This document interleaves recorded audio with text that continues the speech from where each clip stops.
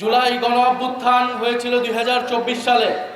2026 সালে আজকে 2 বছর আমরা বর্ষ পূর্তি উপলক্ষে এই সকল বিভিন্ন উপজেলায় আমরা যাচ্ছি জুলাই পদযাত্রা নিয়ে। আমাদের এবারে জুলাই পদযাত্রা 5টি বিষয়কে সামনে রেখে আমরা এসেছি আপনাদের কাছে। সেই 5টি বিষয় হচ্ছে গণভোটের গণরায় বাস্তবায়ন। আপনারা জানেন 2024 সালের গণ অভ্যুত্থানের পরে আমাদের সকলের দাবি ছিল সংস্কার, অর্থাৎ দেশের পরিবর্তন। বিগত স্বৈরাচারী শেখ হাসিনার সরকার বাংলাদেশ থেকে কোটি কোটি টাকা বিদেশে পাচার করেছে, লুটপাট করেছে, বিরোধী রাজনৈতিক নেতা কর্মীদের গুম খুন করেছে এবং শাপলা গণহত্যা করেছে, পিলখানা হত্যাকাণ্ড ঘটিয়েছে এবং জুলাই মাসে সাধারণ ছাত্রদেরকে হত্যা করেছিল। সেটার বিচার আমরা চেয়েছিলাম। আমরা এমন একটা দেশ এবং সরকার চেয়েছিলাম যাতে বাংলাদেশে কথা বলার অধিকার থাকে, মত প্রকাশের অধিকার থাকে। সে কারণে সংস্কারের দাবি এসেছিল এবং আপনারা দেখেছেন 32টি দল মিলে দীর্ঘ 6-7 মাস ধরে আলোচনা করে তারা জুলাই সনদ প্রণীত করেছিল এবং সেই জুলাই সনদের জন্যই পরবর্তীতে নির্বাচন হয়েছিল, গণভোট এবং সংসদ নির্বাচন একসাথে হয়েছিল। সেই সংসদ নির্বাচনের পাশে গণভোটে আমরা সবাই হ্যাঁ অথবা নাতে ভোট দিয়েছিলাম। বাংলাদেশের 70% মানুষ হ্যাঁ এর পক্ষে, সংস্কারের পক্ষে ভোট দিয়েছিলেন কিনা আপনারা? হ্যাঁ এর পক্ষে ভোট।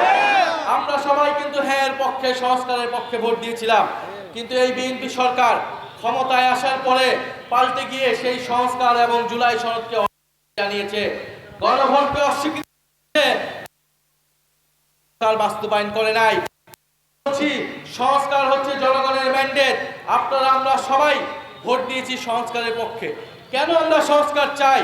আমরা সংস্কার চাই যাতে পুলিশ সংস্কার হয়, পুলিশ কোনো দলীয় পুলিশ না হয়, প্রশাসন কোনো দলীয় পুলিশ প্রশাসন না হয়। আপনারা আদালতে গেলে যাতে ন্যায় বিচার পান। যদি জুলাই সনদ বাস্তবায়ন না হয় তাহলে চাঁদাবাজি, দুর্নীতি কোনো কিছুই বন্ধ হবে না, মাদক কারবারি বন্ধ হবে না, কারণ পুলিশ দলীয় পুলিশে পরিণত হবে, এদের কাউকে গ্রেফতার করতে পারবে না। আমরা দ্বিতীয় বিষয় বলেছি যে কর্মসংস্থান বৃদ্ধি করতে হবে। জুলাই অভ্যুত্থানে তরুণরা, ছাত্ররা নেমে এসেছিল চাকরির দাবিতে, কর্মসংস্থানের দাবিতে। আপনাদের প্রত্যেকের ঘরেই কিন্তু তরুণরা রয়েছে, তরুণীরা রয়েছে, তাদের চাকরি দরকার, কর্মসংস্থান দরকার। এই বিএনপি সরকার ক্ষমতায় আসার আগে বলেছিল 1.5 বছরে 18 মাসে তারা 1 কোটি কর্মসংস্থান। কয় কোটি?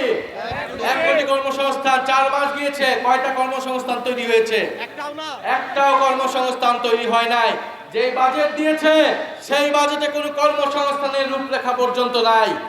এরপরে আমরা বলেছি বিদ্যুৎ সংকট নিরসন করতে হবে।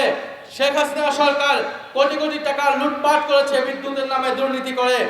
এবং আপনারা জানেন যে সারা দেশে এখন লোডশেডিং হচ্ছে, 7 ঘন্টা 8 ঘন্টা করে লোডশেডিং হচ্ছে, কারেন্ট থাকতেছে না। সখীপুরে কি কারেন্ট থাকে? লোডশেডিং হয় কি না? যদি লোডশেডিং হয় তাহলে এই বাজারগুলো কিভাবে চলবে?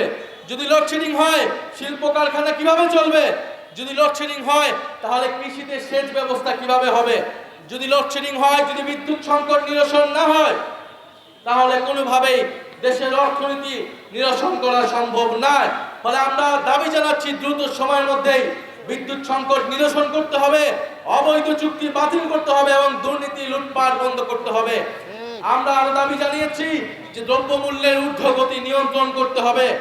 নিত্য প্রয়োজনীয় চাল, ডাল, তেল, গ্যাস, চিনি এই সব কিছুর দাম কমাতে হবে।